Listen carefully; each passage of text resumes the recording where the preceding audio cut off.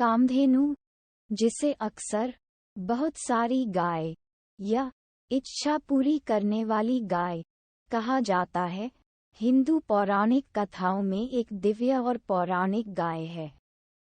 पुराणों, प्राचीन हिंदू ग्रंथों के अनुसार कामधेनु को सभी गायों की माता माना जाता है और माना जाता है कि जो लोग उनका आशीर्वाद चाहते हैं, उनकी इच्छाएं पूरी होती हैं।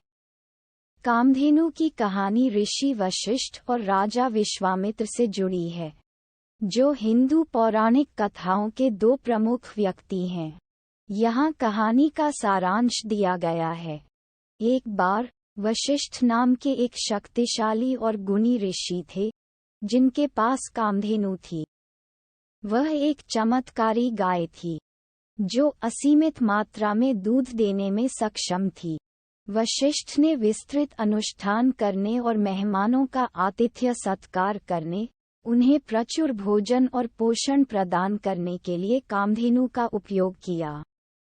राजा विश्वामित्र, जो शुरू में एक राजा थे लेकिन बाद में अपनी गहन तपस्या से एक ऋषि बन गए, कामधेनु को पाने की इच्छा रखते थे।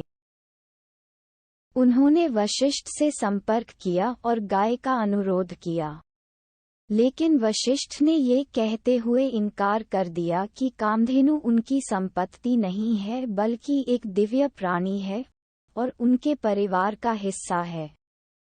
विश्वामित्र एक दृढ़ निश्चयी और शक्तिशाली ऋषि थे।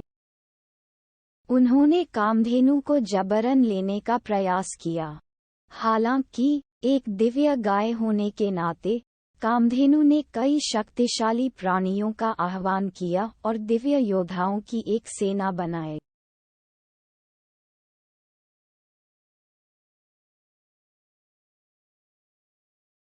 जिन्होंने उसकी रक्षा की और विश्वामित्र की सेना को हराया।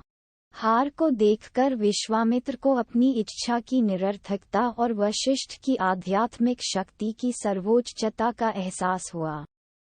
उन्होंने विनम्रतापूर्वक आत्मसमर्पण कर दिया और वशिष्ठ की महानता को स्वीकार किया।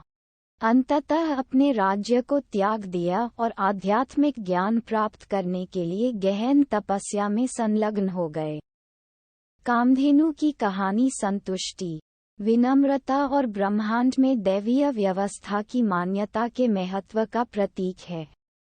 ये सभी जीवित प्राणियों का सम्मान करने और उनके दिव्य सार को पहचानने के महत्व को भी रेखांकित करता है।